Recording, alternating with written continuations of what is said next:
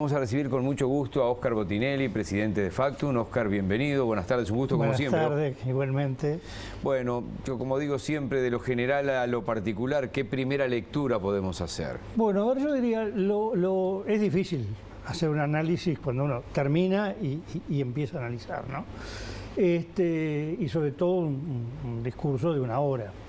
Yo diría que lo primero es el tono, que coincide con el discurso de hace un año y un día, un discurso conciliador, que es muy diferente a el relato del gobierno, de la presidencia, en este año, que fue muy agresivo en relación a la oposición. Acá reconocimiento, diálogo, incluso con el tono de la memoria anual escrita, que es mucho más duro con el periodo anterior. Y en ese sentido, el mensaje que uno sacaría es un presidente que busca conciliar.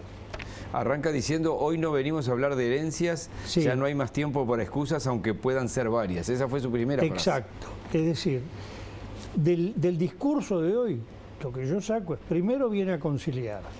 Segundo, viene a buscar fortalecer la coalición, no solo por la mención permanente a la coalición que hace en el gobierno, sino además al final, esto es para que primero hay que analizar muy detenidamente los anuncios, lo tiene que hacer el análisis un economista, un financista, un tributarista, no un politólogo, pero nos da la impresión que algo o bastante o mucho, no lo podemos calibrar, de lo pedido por los socios o del tono que pedían los socios está recogido. Permitime un segundo ahí, sí, porque hay mucha gente que va llegando a la casa a esta hora, y la primera parte en la que hacíamos hincapié en esta de, quiero leerlo textualmente, de no venimos a hablar de herencias, lo escuchamos brevemente y seguimos con Óscar Botinelli. Hoy no venimos a hablar de herencias. No es momento. Ya todos sabemos cuál era la situación del país antes del 1 de marzo del 2020.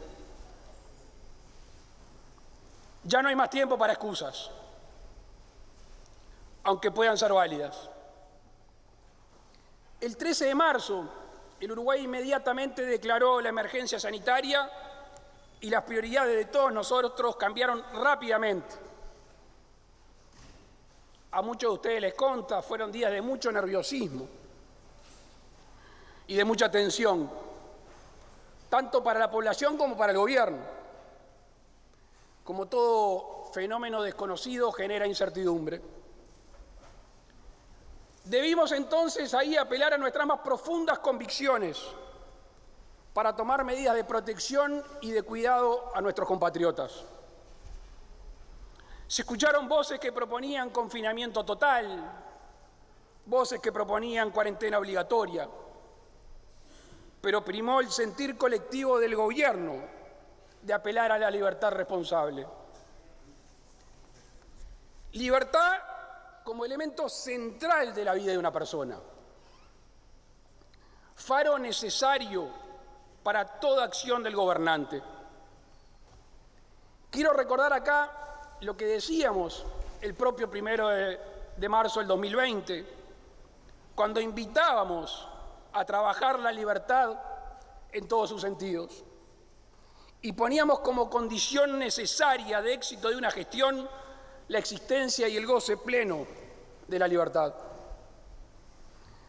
Créanme, señores legisladores, que siento un profundo orgullo por la conducta y la responsabilidad de la gran mayoría de los uruguayos. Bueno, hay allí un pequeño o no pequeño pase de factura, ¿no? Bueno, no, fue un año de pase de facturas. Más bien, yo rescataba el tono, que es un tono que buscó conciliar, ¿no? Digamos, todo hay que verlo después cómo sigue, pero el mensaje inicial yo lo veo de conciliación global. Segundo, decía de reafirmar la coalición, pero no diciendo la coalición sigue, sino gestualmente el manejo constante de los logros como logros de la coalición, lo hecho como hecho por la coalición, y decía antes del corte que esto tiene que ser analizado por, bueno, economistas, etcétera, para ver cuántos son. Además, probablemente hay que esperar que vengan las medidas, porque son anuncios muy genéricos, la mayoría, como corresponde, no es un discurso para dar detalles, pero que hay una intención de una parte, hay que ver si es algo, bastante, mucho, de lo que plantearon los socios. Probablemente quede bastante contemplado el Partido Colorado, y por lo que dijo el general Manini Ríos, no estaría todo contemplado en esta etapa. Él habló de la posibilidad de otras etapas, lo planteado por Cabildo Abierto, que no fue divulgado. La diferencia del Partido Colorado, Cabildo lo entregó en forma reservada al presidente. Las imágenes que estamos viendo, le digo a la gente, no son archivo. Está saliendo el presidente del Palacio Legislativo. Te sigo escuchando. Entonces, yo lo que veo es que hay un pequeño giro entre la postura dura que venía exhibiendo el gobierno por vía más bien del equipo económico, dura en el sentido, bueno, ya se hizo todo lo que había que hacer, lo peor ya pasó, y se le veía poco permeable a medidas más amplias en materia social o de las empresas, sobre todo las pequeñas y medianas empresas, y el presidente aparentemente hace un giro que está entre lo que era la postura inicial del equipo económico y lo que plantean el Partido Colorado y Cabildo. Hay que ver cuánto es ese giro, eso no se puede saber hasta ahora. Pero mete oreja y da alguna concesión para mantener la coalición, supongo. Bueno, sí, o por la que empiece a funcionar más como una coalición donde los socios no son solo para hacer leyes, sino para aportar en la conducción del gobierno. Lo que sí es que frente a los diagnósticos, se ve dentro de la coalición. Dejemos de lado que la oposición tiene un diagnóstico muy duro de la situación presente del país, pero esa es la oposición. Pero dentro del oficialismo se observa una gradación en la cual los socios tienen una visión, sobre todo los dos socios relevantes, una visión un poco más de precaución sobre el futuro que se viene, ¿no? De que no ven el 2021 como un año cómodo. Y el discurso del presidente reafirma lo dicho hace poco por la ministra de Economía, la teoría de lo peor ya pasó, es decir, él dio un discurso muy optimista. Bueno, ¿cuánto es que un presidente tiene que tratar de no sembrar el desánimo, sí, de alentar a la gente, y cuánto es de que está convencido, que está en un diagnóstico positivo? Bueno, eso lo sabrá la almohada, ¿no? Sí. Porque tiene que ser un secreto. Si él está convencido que la situación no es buena, pero quiere crear optimismo, tiene derecho a hacerlo. Lo que queda la duda si efectivamente el diagnóstico que realiza es de ese optimismo que expresa en el discurso y que no aparece claramente compartido por toda la coalición, que precisamente, sobre todo, a ver, cuando se habla de lo económico hay que tener cuidado. Hace mucho tiempo en Uruguay, cuando se habla de lo económico, se tiende a hablar de lo macroeconómico, el déficit fiscal, el grado inversor.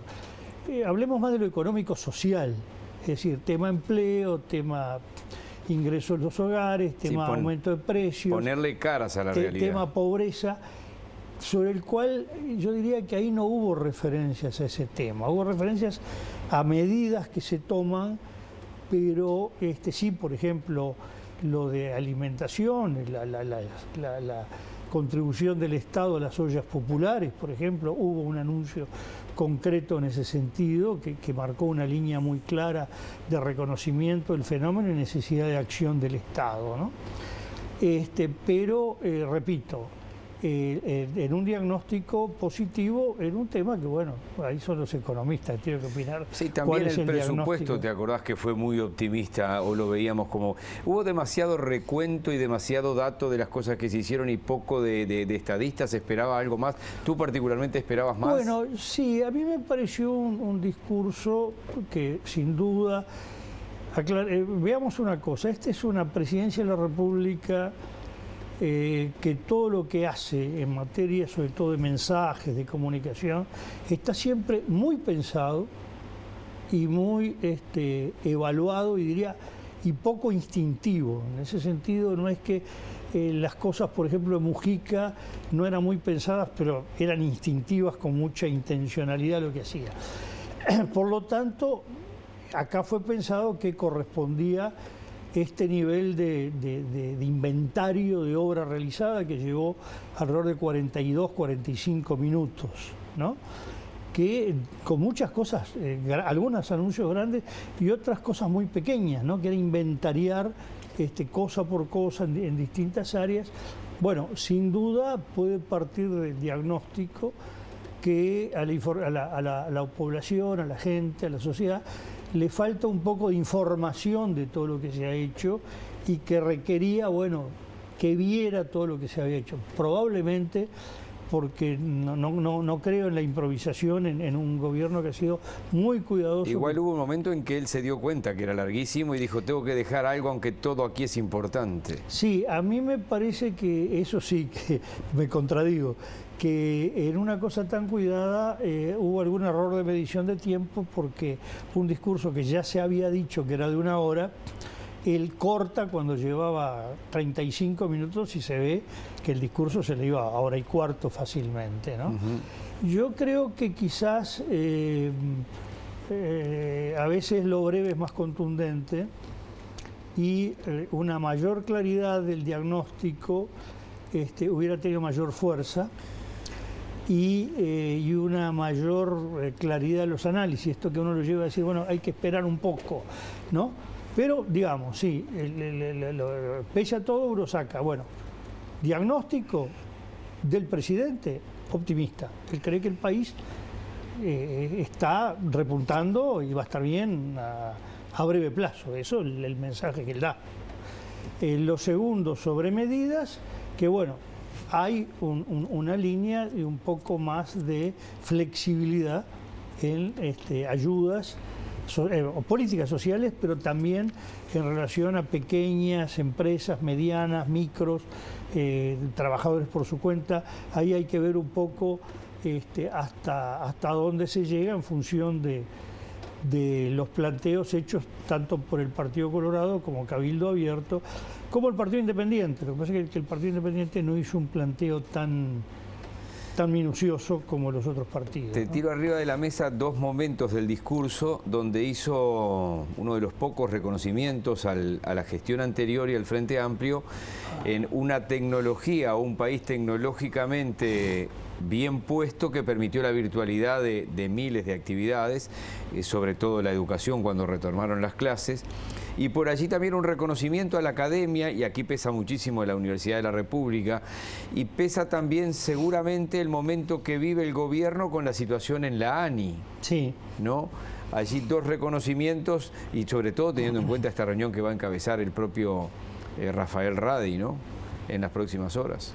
Sí, ahí el tema es, a ver, el reconocimiento a lo hecho en materia digital por el gobierno anterior, él lo puso en términos medidos, porque en realidad el año pasado había un desconocimiento de parte del gobierno de lo que había hecho el gobierno anterior.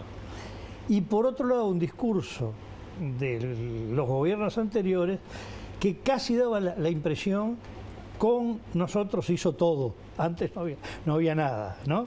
Había un poco 2 extremos. Y en realidad él lo ubica donde cada uno podrá decir, no, pero se hizo más acá que allá. Que en un momento usa una expresión algo así como de que acumulado o hecho durante largo tiempo, largos periodos. Cosa que, bueno, en general la tecnología en Uruguay, si empezamos lo que fue la digitalización de los teléfonos, uno de los temas clave en la transición del régimen autoritario a la restauración institucional de los temas no políticos era que el gobierno militar saliente había iniciado los pasos para ir a la telefonía digital. Es decir, que ya ahí hay una punta, gobierno de primero de Sanguinetti, de la calle, segundo, etcétera. ¿Me tocó cubrir las etcétera? discusiones cuando el Frente se oponía a las centrales digitales? No, el Frente no se oponía. ¿En fines de la década del 80? No, si el Frente participa.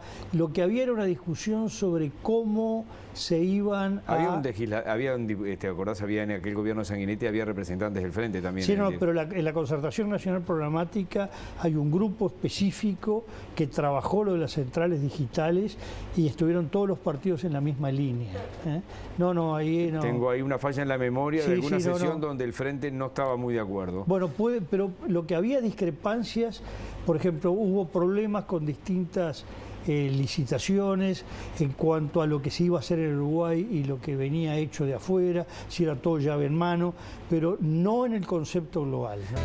Ya hemos superado, estamos casi llegando a las 2 horas y media de transmisión desde que comenzó esta edición especial de BTV Noticias por el discurso del presidente frente a la Asamblea General. Y yo dejaba allí dos temas pendientes. Uno del discurso, en un momento dijo, este es un gobierno de diálogo, tanto con los empresarios como con los sindicatos. ¿Y qué lectura se puede hacer de eso? No sé, yo diría que el gobierno, por lo menos desde el punto de vista comunicacional, buscó permanentemente llevar una línea muy de confrontación dura, ¿no? Si analizamos día por día desde no del 1 de marzo, esto empieza a ocurrir un poco después, prácticamente el anuncio diario era algo contra el gobierno anterior, ¿no?